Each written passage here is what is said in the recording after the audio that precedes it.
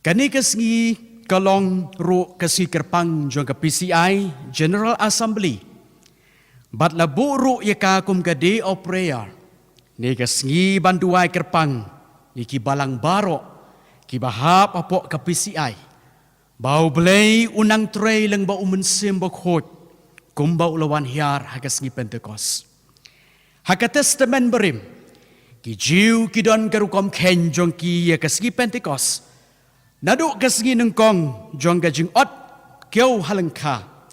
Ki ken haduk gajing dap san peusngi. Bat ki pendep gajing lek niam. Kum gadak gajing sengongu ye gajing kyrkhu ublei. Ban naduk gajing mikno ki kon Israel negeri Egypt haduk gajing yok pediang. Ye ki sipeu hukum. Ha ulum sinaleng ba umases.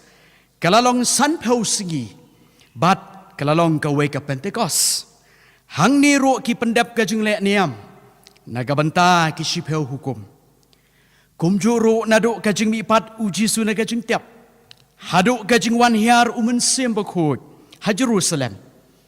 Kalau dap tik san peusngi. Hang ni ro ngi shem.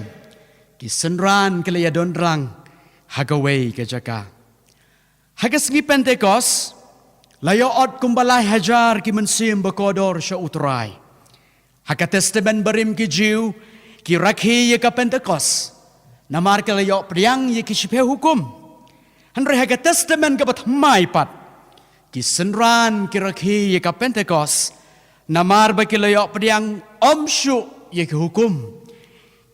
Balat ho haki mauleng keniap. Hanre ye ki hukum. Ki balat ho haki dok nut ki jongki. Dena do balawan hiar umensim bakhut. Lapan kup bor ye ki senran baroh. Ban pla bat yalap ye ka kerteng jong ukeleng ka perthei. La ban ong baka Pentekost kadai ka sngi jong ka Balang Kristan. Haga perthei baroh ka wei. Klem ka Pentekost ka Balang ka yap stai bat ka terkong.